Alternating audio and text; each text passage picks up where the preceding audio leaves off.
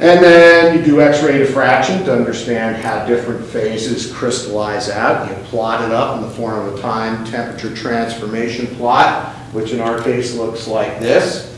So what we find is that we have different phases precipitating out. We start with magnetite, Fe3O4, as our seed material. It's the first phase to nucleate and precipitate. Then we start growing augite epitaxially on that hematite, which in turn then, we also start seeing albite crystallize out. This is very classic glass ceramic research, okay?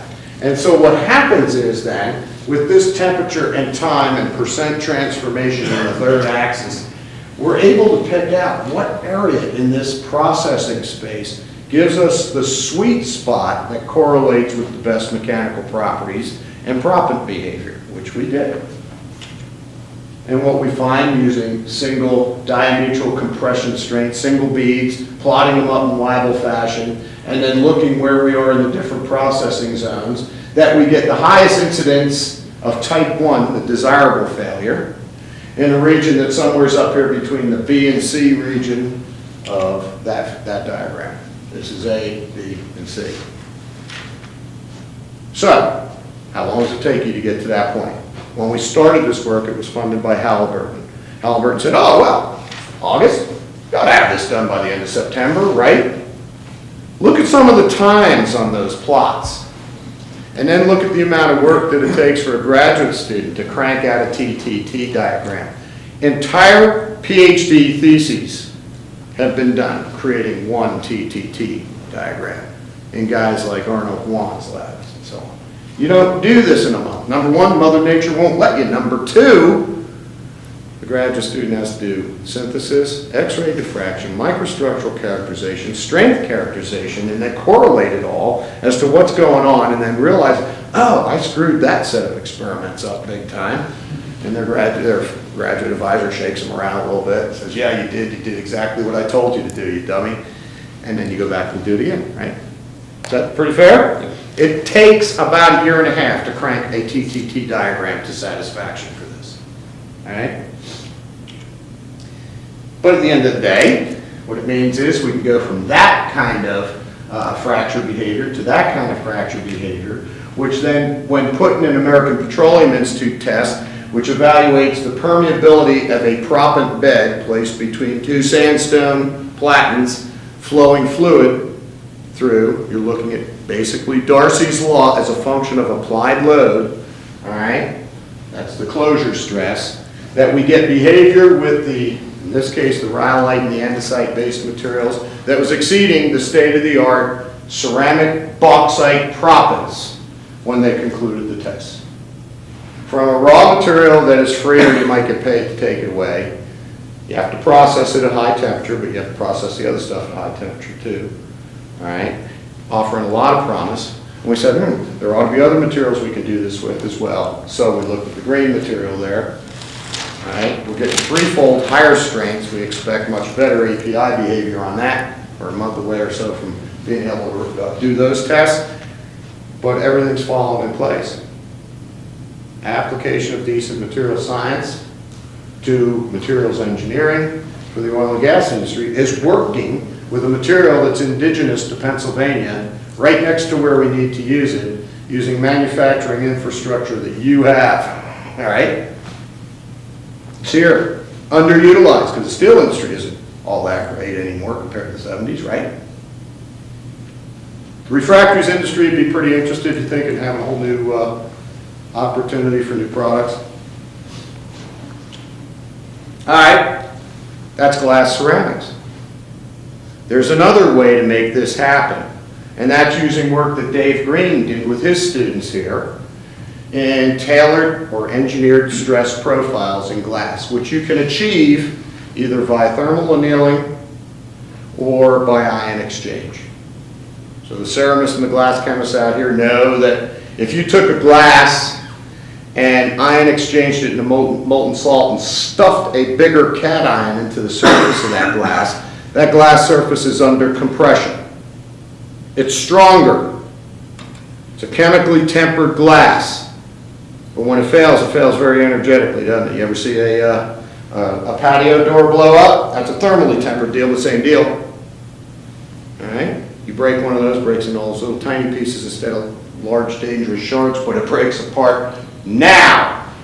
Right? Like the back window in my Bronco when I backed it out of my garage with 400 bucks later. Make a long story short, we can take soda lime silica glasses, which are available as a recycled material from the domestic waste stream. Form them into spheres, ion exchange them. We actually use a single and a double step ion exchange that's based on the work by Dave Green. Okay? And by doing that, alter the fracture morphology such that instead of it blowing apart to single or lots of little particles, it blows apart into petals that maintain a substantial amount of their size. They still prop. I think I have a schematic of that. Yeah. This was some finite element analysis work we did with Al Siegel to understand when we squeeze on a bead between two silicon carbide platins, how does fracture initiate? Why does it initiate? Where are the stress concentrations? And what can we do processing-wise to get around it? Well, what happens is if this was a bead, a round bead with no cracks in it, and you squeezed it like this, you get parasitic stresses build up in a halo effect around the platen, all right, which I can describe to you a whole lot more, but we ought to sit and talk about it. Basically, you're getting flexural stresses as you're deforming the surface that are causing tensile stresses to form right here, so you get the onset of fracture happening at these points, and if you've tailored the stress profile on the material, it will propagate in a fashion that peels off sort of like onion skins of the material instead of blowing it apart into little particles. And you're left with a big central core. And so we did fractography on interrupted stress tests from these things, from API tests and single particle tests, to verify that indeed that whole approach happened, and it does. And the way you tailor the magnitude to which it happens is by tailoring how far in you drive the certain ion during ion exchange, and in the double ion exchange process, how much you take back out and stuff so that you have an embedded residual compressive stress under the surface of the particle, which it turns out is what you want.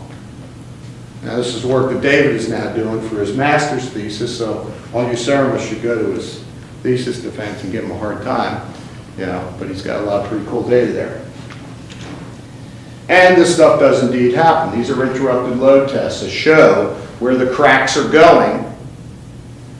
We took these to basically half of what their characteristic strength was and stopped them. If we'd have done that with an untreated bead, it would be sand. It would be particles. It would already have blown apart. The fact that we can initiate the cracks, propagate them, and arrest them is what we were trying to do, and we did it with the ion exchange process. Okay? So, a raw material that you get paid to take away, right? Ion exchange process, you have to set up to do it on a large scale. It's molten salt at 600 degrees, 700 degrees C. All right? But here's a whole other class of materials that you could exploit. And the diametral compression testing and so on all bears out what we're talking about. The API 60 results are promising, but you know, the ion exchange stuff is not as good as the glass ceramic stuff that I showed you. It doesn't have as much promise, but it could be done. And this is just some of the API 61, American Petroleum Institute 61 conductivity tests. And basically, here's the point. First of all, these tests are expensive to do. 10,000 plus per test, okay? And they take a while to do if you're going to do them properly. You have to let them run for a period of time because permeability changes as particles fracture, compact, and so on, okay? But the bottom line is the glass was performing the same as an identical size fraction carbo HSP, state-of-the-art sintered bauxite proppant that costs, I don't know, Marty, how much does that cost? 300, 400 a ton? 600 a ton. A lot of room there between take my glass away, you go and make spheres and ion exchange it, to, I gotta make it perform the same way as a $600 a ton manufactured product. A lot of room to play with, and the numbers are enormous. So, they perform as well as Brady Sands. Brady Sands cheap. Okay?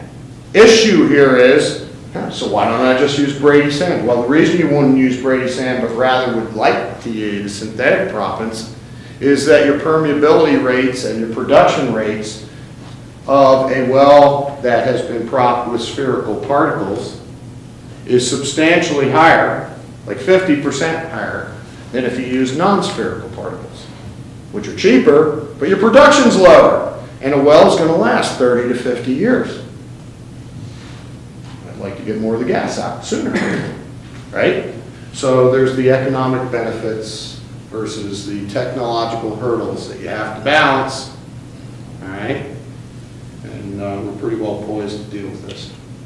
So the ion exchange glass results are there. It works, doesn't work as well as the glass ceramic stuff, the andesite, the rhyolite, the metabasalt that we're doing, but it works. It could be made to be a product if we were so inclined. In summary, you got to have proppants. You will not develop the Marcellus Shale without proppants, and I don't care if it's the sand that I sent around or synthetic proppants. At the end of the day, you got to have them. If you have to bring them here from Louisiana or Arkansas or Texas, it's going to cost you money.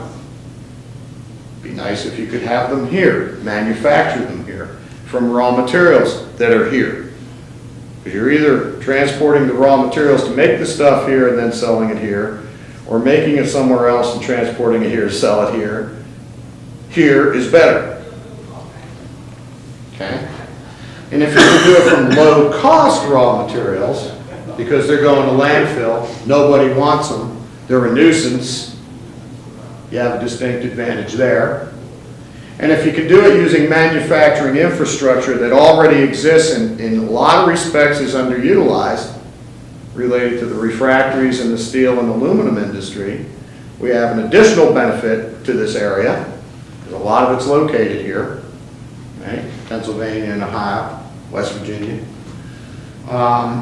Three big benefits there. We showed that we can do this in a whole host of different materials with different strategies that are driven by what we know about material science, kinetics, thermodynamics, sintering, microstructural evolution, crystalline phase evolution. That's what ceramists and metallurgists do, and geochemists. It's what they do. We're very well poised here to do this. There are other applications.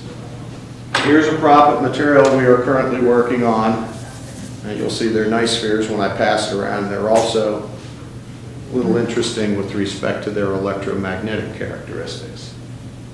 The reason this is of interest to us is because during hydrofracturing, it's highly desirable to know the extent to which your hydrofractured strata are propped. And it helps you to model how long they'll produce and at what rates they'll produce. Current industry standards is a few feet from the wellbore. These hydrofrac cracks go much further than that. Okay, it depends on the strata you're in and how the hydrofracturing was done. The holy grail, we are told, by the hydrofracturing community and the proppant community, is get us out to 15 feet or 30 feet, and we're going to be delighted, which is still a fraction of how far those cracks go. So we're designing proppants right now. Eric's going to be working on this for his senior thesis, that have tailored electromagnetic signatures that will allow us to detect the extent of the hydrofracturing based on where the proppants are placed. You can place them magnetically, you can interrogate them electromagnetically and acoustically, right, which we've also written up our disclosures on. That's a big opportunity for us, okay?